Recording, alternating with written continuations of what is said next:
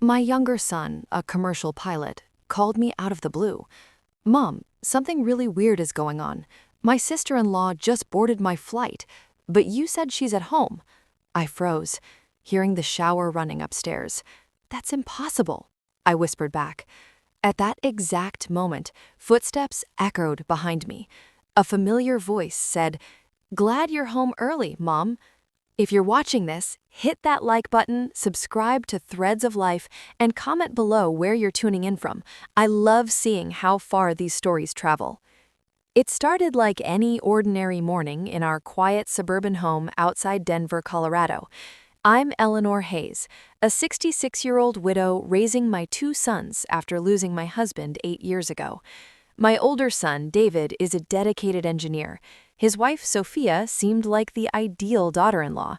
Beautiful, hardworking, always helping with my 8-year-old grandson, Liam.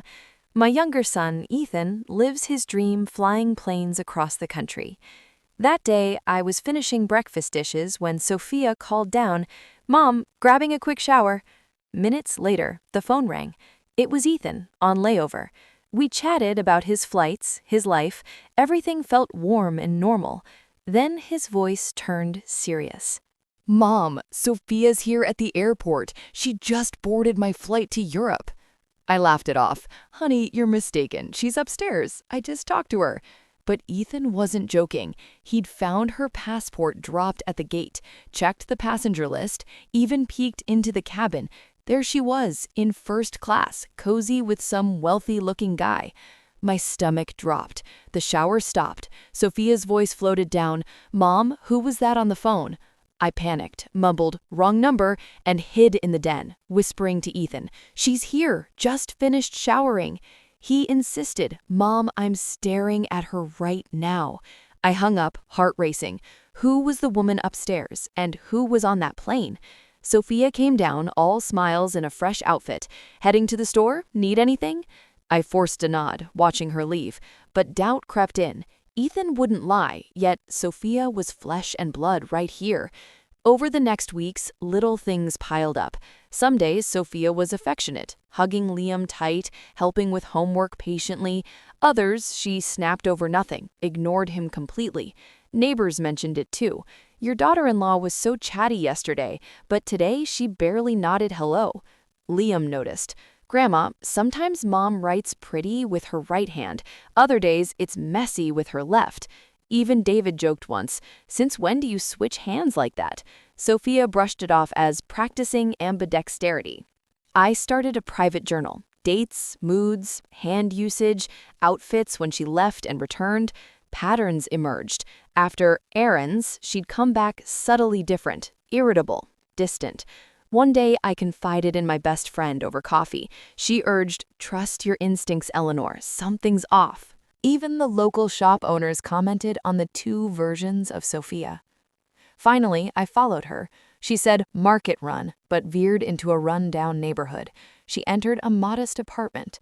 I waited, then saw Sophia return home sooner than possible, in different clothes. That night, Liam cried, "I want the nice mom back." My suspicions piqued. I returned to that apartment alone, photo in hand, knocked. A woman identical to Sophia opened, terrified. "You're not her." From inside, another voice. "Let her in, it's time." The woman was Isabella, living in poverty with her ailing adoptive parents. Her roommate explained, "Years ago, Sophia discovered Isabella by chance, her secret twin, separated at birth due to family hardship. Sophia paid Isabella handsomely to impersonate her during trips, covering her affair with a rich businessman." Everything clicked. The mood swings, different people, the hand changes. Isabella was naturally left-handed. The plane trip, real Sophia escaping for luxury getaways. Isabella tearfully confessed, "I needed money for my parents' medical bills. I never meant harm." Learning they were twins broke her. Sophia knew but exploited her own sister. I promised Isabella help, but demanded cooperation to expose the truth. That fateful family dinner, I invited Ethan home, with proof, passport records showing Sophia's travels. Isabella arrived too. The table went silent as Liam asked, "Why are there two moms?" David paled. Sophia denied everything until confronted with evidence, witnesses, and Liam's innocent words. "The mean mom isn't nice like the other one." Sophia exploded. "Fine. Yes, I have a lover. This boring life bores me. He gives me excitement, money, everything you can't." She stormed out, leaving devastation.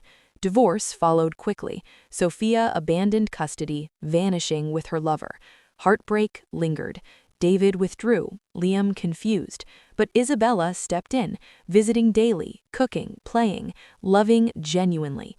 Liam blossomed, soon calling her Mom naturally. Months later, David proposed to Isabella. A simple backyard wedding, joyful, healing. Ethan flew in, Liam as ring bearer, me tearing up in the front row. Life rebuilt stronger. Isabella brought real warmth. No more secrets. Liam thrives. David smiles again. This story, names and details changed for privacy, reminds us truth hurts, but it frees us. Family isn't always blood, it's heart. What would you do? Stay silent for peace or uncover the truth for justice? God blesses the courageous. Thanks for watching Threads of Life.